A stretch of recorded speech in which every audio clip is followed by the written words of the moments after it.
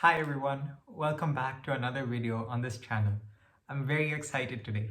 After years and years and years, I finally have a new iPad. I got my previous iPad in Air 2 when it was launched in 2014, along with a keyboard, a 360-degree case which I no longer have, and a stylus. It was my main computer for nearly 4 years. Although I got a Mac soon after that, the iPad remained a secondary device. It's probably fair to say that iPads are my favorite type of device. They're lightweight, they're insanely portable, and the large touchscreen makes them great for taking notes. Combined with cameras, they're especially useful in physical classes, and I love flipping between landscape and portrait mode for doing work and reading. Another thing that I love is that iPads are always on, unlike most true laptops. They'll keep playing music when you turn the screen off. You get notifications immediately, which is especially useful for messages and emails. And battery life isn't compromised, unlike what you might get on a Mac.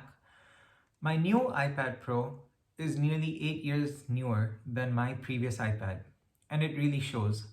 When I first set it up, I was blown away by nearly everything. Apps got downloaded nearly instantly. My mail, my calendar, and my contacts were set up immediately after signing into iCloud. No waiting, no lags, none of that. And the same was true after I signed into my personal and school Gmail accounts. Updating to iPadOS 15, because it was on 14 by default, took just 7 minutes. Let that sink in for a moment. 7 minutes to update to an entirely new OS. For comparison, my phone with an A13 chip took around 40 minutes to update, and my old iPad took more than 2 hours. That's more than 17 times as fast, and it shows in like almost everything. After the speed of everything, the screen is the second standout feature. The 12.9-inch iPad Pro with its XDR display admittedly stole the show when the new iPads were announced, but the 11-inch is no slouch either. It's got a P3 display versus the RGB on my old iPad, 600 nits as compared to 400, a 50% increase in brightness, and the screen is 11 whole inches as compared to the 9.7 inch on my old iPad. This makes a big difference. The wider aspect ratio of the screen makes it more useful in both landscape and portrait, especially while split screening, because it lets each app be bigger. Smaller iPads virtualize a 4-inch iPhone screen where each app is narrower, such as the iPhone 5 or the 5S. On the bigger iPad, however, a 4.7-inch screen is virtualized, allowing each app to be much bigger. This resembles the iPhone 7 or 8 or a similar screen size, and when I open a calculator or Apollo on the side, I can really tell the difference.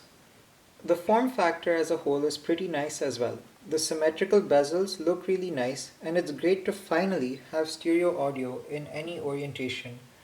I think the space gray color looks really nice, and the nearly arctic white silver is awesome as well.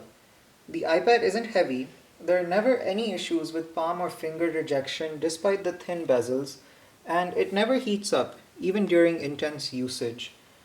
It's also very comfortable to hold and use one-handed, which is especially nice when you're reading a book or an article on the web.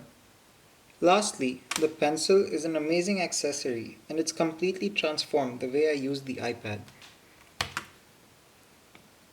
In addition to making note-taking way more viable,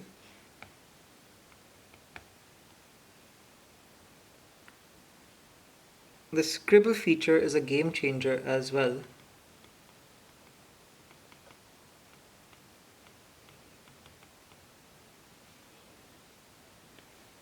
More often than not, I find myself reaching for the pencil over my keyboard when I use the iPad.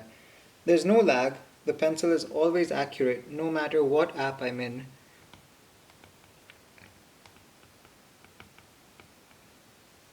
And it's perfectly balanced. Even if my fingers are sweaty, the pencil still feels clean and grippable,